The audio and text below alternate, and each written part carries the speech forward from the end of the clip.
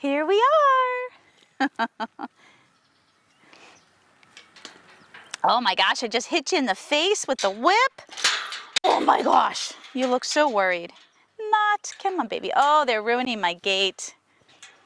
I tell you, come on baby. Come here, babe. You got the whip all mixed up with your lead rope, sweetheart. Oh, that's a good sigh. That's a good sigh.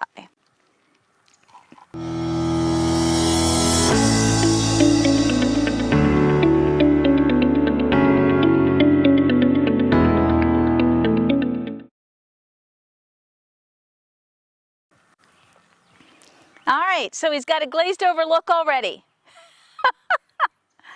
We had a good day yesterday. You may not feel that way. It was quite a breakthrough. There we go. It was quite a breakthrough. These moments are so important, you guys. One of the things I teach, one of my principles to teaching is really slowing down to tune in. Oh, Lordy, Yeah, it was hard for him yesterday. So I was away. Come on. Yep, don't pull on me. Good boy. I was away for a long weekend, which makes Mateo's training last week short and training this week short. Nope, you don't want me on your right side, but it's about time I'm on the right side. Come on. Good. We're going to partner walk. Good boy. And some things, he came back to work this week with some things like the in-hand work very nicely. And his liberty was a disaster yesterday. So, and you can see how excited he is right now. I know that it might not seem much to a lot of you because he's not dragging me all over the place. It's not that level of excitement, but he's quick and hurried. He's got an ear on me, but good looking too, but it is hard for him to give me that right eye. Good boy. There, that was great. So he stopped just with my touch and my energy. So we're making significant progress. It just might not seem like much, you guys, because of how slow, meticulous, and methodical I'm going with this horse.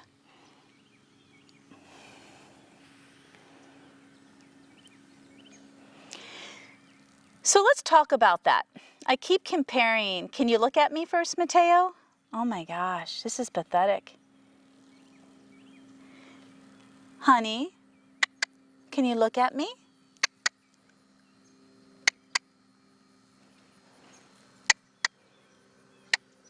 Come here. Come here, baby. I'm right here.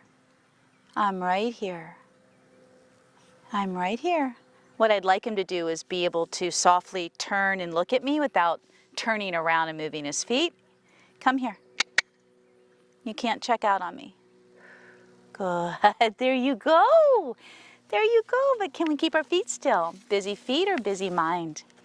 Come here. He did not want to go in the round pen yesterday. He didn't avoid it. He just, yeah, no, he kind of avoided it. Actually, ooh, there we go with the poop, stress poo. He actually didn't want to leave the barn. Zor's stall was open and he went straight into Zor's stall. There you go, I'm right here for love. You're okay.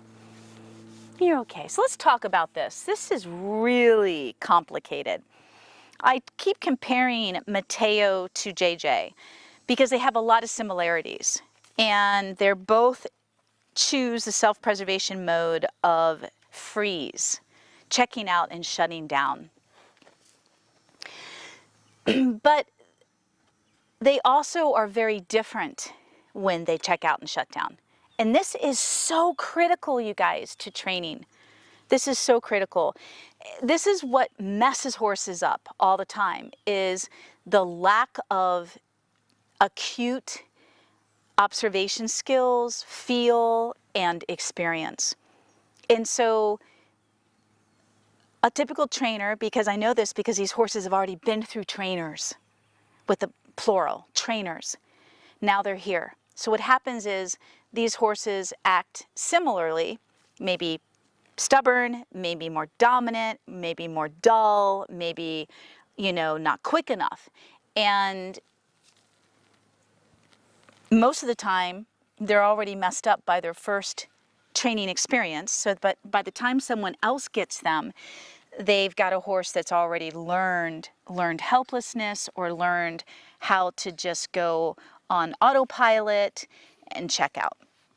And so the next trainer or owner or whatever gets these horses and just uses an excessive amount of pressure and release tactics and desensitizing or food coercion rewards, positive reinforcement bullshit. And they end up burying these horses. They just bury them. These horses at this point are, the first level of their experience and training was already bad enough. So they're already using self-preservation mode. And now someone else comes in without the experience, without the acute awareness or knowledge or expertise. They can't identify that. They just think, oh man, you're not doing X, Y, and Z in the amount of time that I need you to, so I'm just gonna flood you even more. And they completely break these horses. Good, he's starting to be a little bit more alert, isn't he? So if I wasn't speaking into the camera, we would still be spending this amount of time for him to just find that place of feeling safe and comfortable and good with me again, and not being so worried about, oh, we're going back to that amount of trigger that we had yesterday. So there you go. I know. Let it go, buddy. Good release. So Mateo gets a really sad eye. JJ would get a really hard eye. And then a really worried eye. Mateo doesn't get as worried. And that's just because they're two completely different horses in personality and in nature. That has nothing to do, I can't say it doesn't have anything to do with how they were handled. Mateo's only 5. JJ's almost 3 times his age. JJ's had almost 3 times the amount of negative experience, so to speak. And so, Mateo hasn't, which is good for him. But the biggest point I want to make is if you can't start to identify with your horse in these moments, meaning most of the time people are just, I've got all these horses in training, I've got to get this done, we have to accomplish X, Y, and Z because your owner is expecting this. If that's your kind of schedule and mindset, then, and it is for a lot of trainers, then they're just going to keep producing these types of horses. This is going to be their product. Push button horses, but the horse can only take so much, and they will actually keep regressing, which is what JJ did. And for him, he was just he became a very hypervigilant, more reactive horse. And now as he's going back into training, and training has pressure. Every time you ask your horse to do something with you, to join you, just to join you and be with you, there is pressure. So getting back to both of these horses and getting to know them is so important to figuring out what is the best approach. He still has to go through the same curriculum that every horse goes through in my training methodology, because I want a really well-rounded, versatile horse, emotionally, physically, and mentally. That's why they go through the curriculum. But how I go through that curriculum with him, he gets to tell me where he is and what he needs. And you can't learn that in a book. You can't learn that in the program. You can only learn that as a professional who has a ton of experience working with many different horses, but also so much experience that you are able to easily identify patterns in horses. Even though they're all unique and they come with their own set of experiences, understanding the nature of the horse, the real nature of horses as a species, not as an individual, but as a species, and understanding the complexity of the psychology of horses is what will help you understand. Oh, look at that lip. That's so sweet. Will help you understand what that horse, that particular horse needs in, you know, what this horse needs, but what horses need in general too. It's so important. You look a little better, a little brighter, the eye. So we're gonna bring him in and pay attention to everything. We're gonna do a review of what we did yesterday. His in-hand work is really good. He's coming along nicely. We're gonna start out in-hand and online because his liberty is still such a challenge. His ability to trust me and give me both eyes, especially the right eye, is still a challenge. We're about 50% there. I also wanted to mention, it's really great to give horses a break, you guys, especially if you, whether you're a trainer or, and I get a lot of up-and-coming trainers on my YouTube channel that comment and email me personally. So one of the things, the best advice I can give you guys, and I learned this the hard way, and I usually learned it when one of my horses got sick or something happened and I couldn't work with them for a while. One of my personal main horses, never my clients. I never pushed my clients' horses as hard as I pushed my own.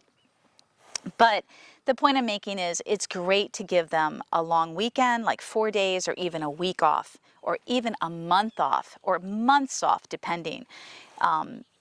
It says a lot, and it'll really give you a good barometer as a trainer, or even training your own personal horses. It'll give you a good barometer to say, hey, I gave you a week off and I came back and, you know, you picked up right where we left off and it was a challenging spot when we ended and you're better than before.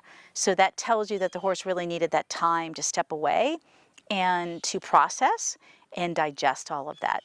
So often we just keep them on this schedule and they, like us, get oversaturated and overwhelmed, and you'll know when it starts to get worse, when things start to regress.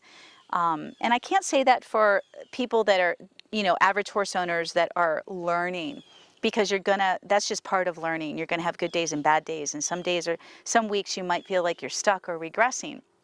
That's normal with learning. But when you are a professional and you've got some experience under your belt, and you start to see that the horse that should be progressing is all of a sudden either stuck or regressing, sometimes that's a good indication to just stop, really back off, step away for many days or at least a week, and then come back with a fresh perspective and give the horse some time to tell you, like, that didn't work. You know, let's try something else. Because you might be pushing them too hard and not realize it. Because horses are so forgiving and so giving. So forgiving and so giving. It's, yeah. All right, you ready?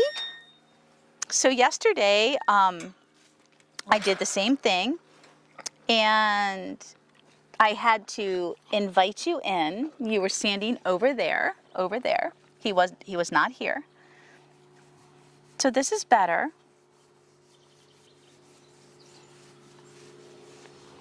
It's okay. I'm right with you, buddy. I'm holding your hand the whole time. You need that right now. You need it. I want you to have independence and autonomy, but right now, a horse like Mateo, JJ is a different personality, but Mateo is very, very relationship oriented. That's part of the Friesian breed. He is just an amazingly sweet, affectionate, very people-oriented horse. And that is definitely a breed characteristic. And it could have been the breeder. Breeder could have done a really good job imprinting him. His mother could have been in a great space. So she taught him that, you know, people are good. All right, sweetheart. So your job, you guys, is to pay attention to his eye. Hopefully it gets a little, it's shady in here and it affects our camera. It's a very sophisticated camera, more sophisticated than we are using it. So the brightness and contrast can get really screwy, and we just haven't figured all that out yet, sorry. So it might darken because he's so black. It might just like be really difficult to read, to see his eye, but try and pay attention to what he's expressing. what I like is that he's blinking, he's moving his head around, right? What's the opposite when he was over there and he's like stoic and dead quiet? It means he's thinking and he's getting nervous and worried, and that's your opportunity to reassure him and remind him that you're here. The relationship is more important than anything. It always is. That is so important to horses. Remind him of that. And sometimes we got to get big and, you know, hey, hey, hey, wake up, tune back into me. JJ goes catatonic. Not so much anymore. So when you have a catatonic horse, you have one of the most extreme cases of checking out, going deep within.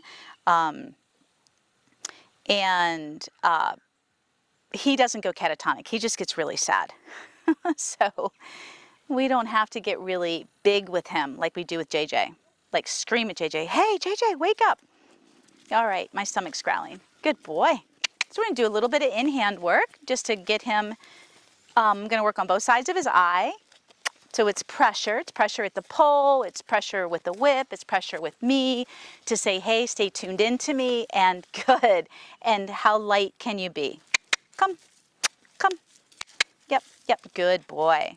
Good. And also, as we advance in our in-hand, it's gonna teach him to relax his pole and his top line more and not be so tight and inverted.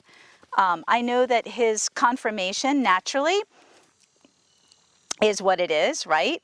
But the more he can relax himself, he'll change the musculature conformation. We can't change the bone, but we'll change how his musculature, his top line. Yep, good boy. Good boy.